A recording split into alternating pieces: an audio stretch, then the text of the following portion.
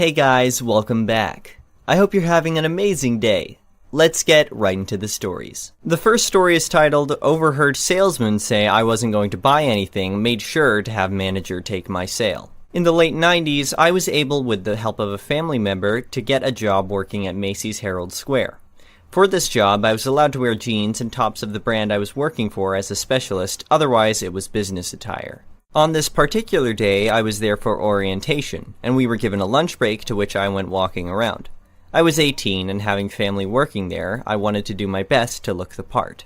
So, I called my mother, and she said, walk around, pick what you like, and when I get off work, I'll buy it. So, I go look at suits, got some fitted, no problem. Problem comes when I go to the shoe department. I'm looking at all the shoes, and I'm overwhelmed. Lots of very expensive shoes and sneakers and whatnot. I'm looking for someone to help me, but to no avail. I see a salesman and I ask him for help, and he ignores me. So a manager sees me and asked if I needed help. I said yes, I would like to see these shoes at my size. I tried them on and said thanks, I'll be by later. As I walk away, I hear the manager ask the salesman why he didn't help me, and he said I knew he wasn't going to buy anything. So I finished my lunch break and go about my day. Finished orientation and waited for my mother to arrive. We got the suits and were walking towards the shoe department. When this same guy walks up to my mother and says, "Hello, may I help you?" She's about to respond when I said, "No, we don't need your help. Bring me the manager who helped me before." My mom bought me 4 pairs of shoes. 2 being Coach because she had this obsession with the brand at the time. It came out to over $1,000 for shoes, and managers don't get commission. I asked the manager if he knew why I asked for him. He said, yes, I do. I told him I start working here tomorrow, so I'll make sure to come by and show you my shoes with the suit. He said, make sure to show him, the salesman, as well, since he missed out on the commission. The first story is titled, HOA Karen Pushed My Disabled Kid into Her Pool. Calls 911 for trespassing on her property.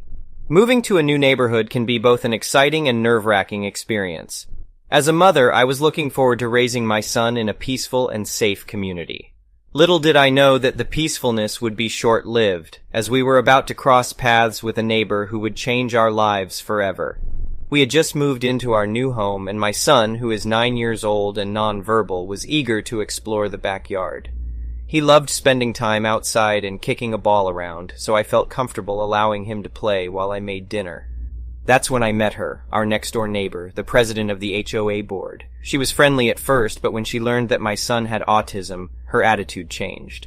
She went on a tirade about how people like us shouldn't be allowed to live in the neighborhood, and she even tried to change the HOA rules to keep us out. As a mother, it broke my heart to see the way she treated my son, who was innocent and just wanted to play. He communicated through modified sign language, and I did my best to teach him to be independent, but it wasn't always easy. One day, while my son was playing in the backyard, he kicked his ball over the fence into our neighbor's yard. I was cooking dinner and couldn't keep an eye on him the entire time, but I trusted that he could take care of himself. However, when I went to check on him, I found him in our neighbor's backyard with her screaming at him and calling him a retard. Before I could even reach my son, our neighbor pushed him into her pool. My heart sank as I saw my son struggling to stay afloat, unable to swim properly. I ran to the pool and pulled him out, his head bleeding from hitting the edge of the pool. Karen, as she liked to be called, had already called the police, claiming that my son had trespassed on her property. The police arrived and I explained what had happened. Karen, however, continued to deny that she had pushed my son into the pool. The police officer could see that Karen was in the wrong, and he called for an ambulance to take my son to the hospital. Karen was arrested later on when the police discovered other illegal activities that she was involved in. Months later, we received an update that Karen was now facing multiple charges and had been removed from her position as HOA president. She had also been ordered to pay a hefty fine for violating safety regulations in her backyard, which included having sharp rocks lining the edges of the pool. It turns out that she had a history of harassing and discriminating against neighbors, not just us. However, the consequences for Karen's actions did not end there.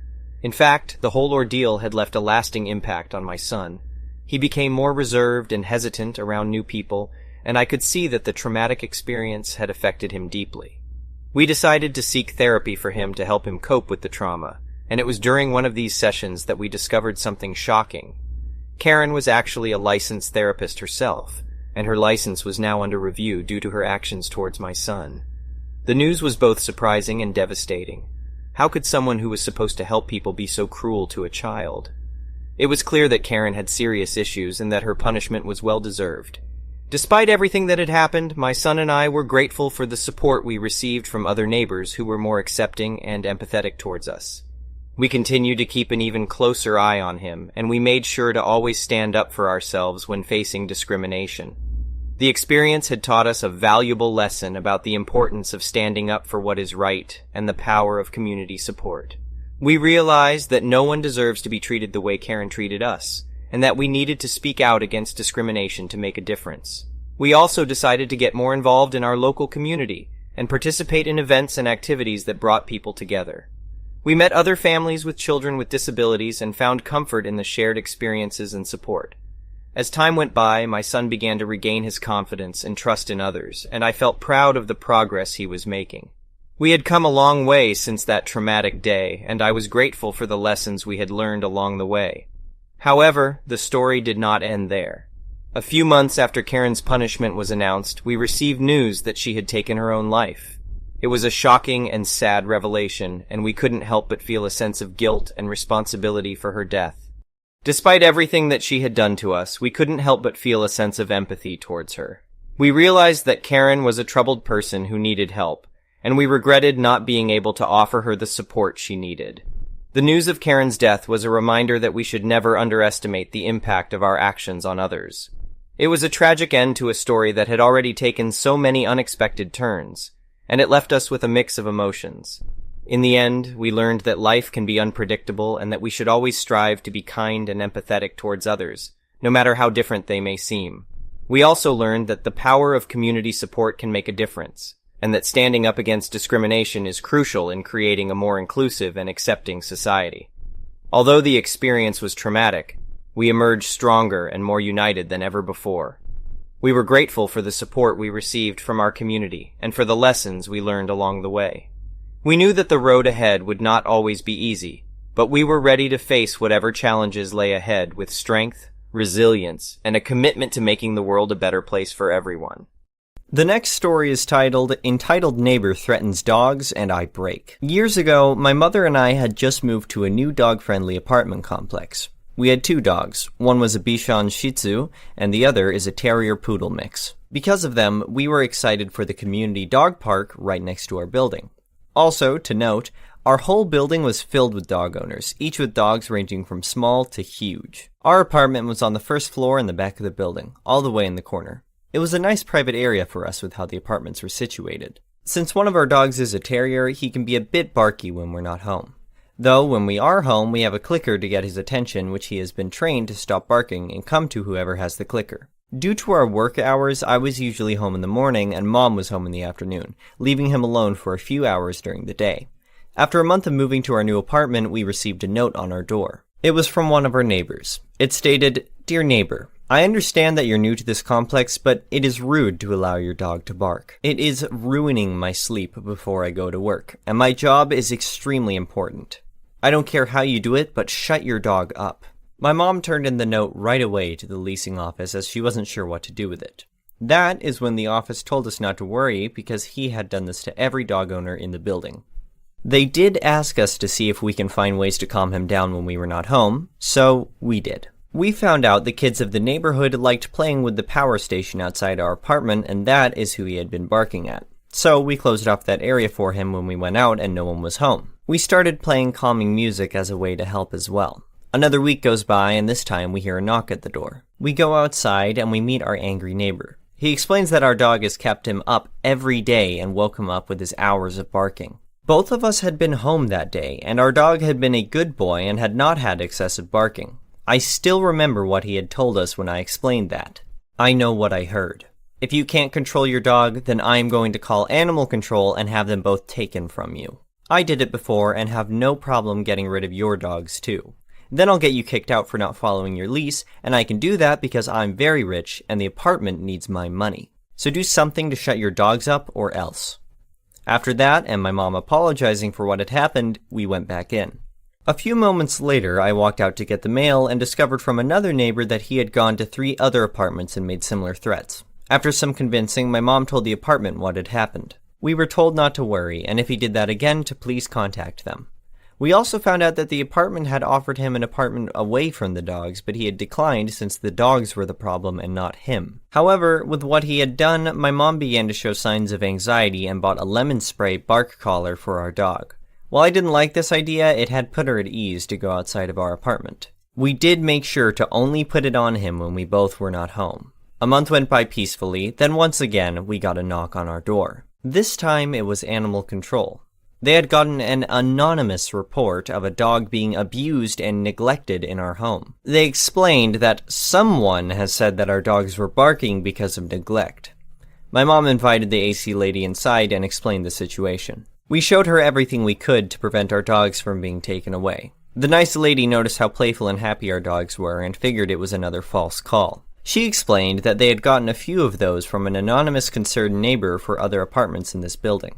The AC lady left, telling us that if they are threatening again, to try and get it on record. This event had turned my mom into a paranoid person who became afraid to leave the house, thinking that if she did, then she would lose her pups.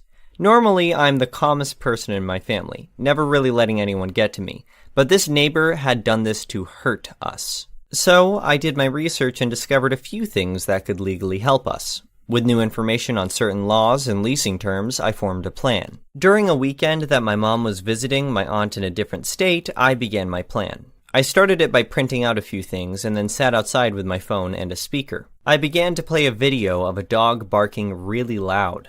I had figured out which apartment was his thanks to a few neighbors who were also tired of being harassed. I sat there looking across the courtyard to where his apartment was.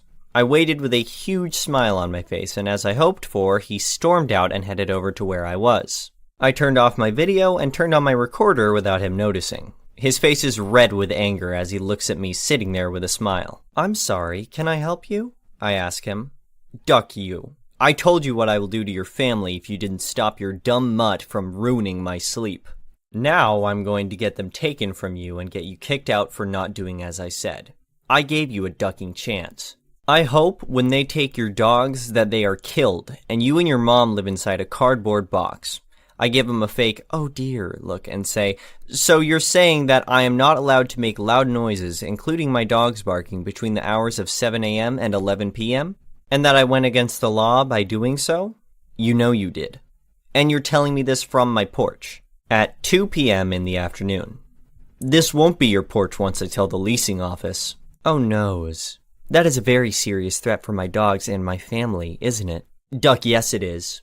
I give him a huge smile and turn off my recorder from my phone. The neighbor is confused now, and I ask him to have a seat. I have a few things to show him. I pull out my papers and hand him the first one. It was the county's noise ordinance laws. In our county, a dog's bark was considered the same amount of sound as a loud appliance, so they can bark between the hours of 7 a.m. and 11 p.m.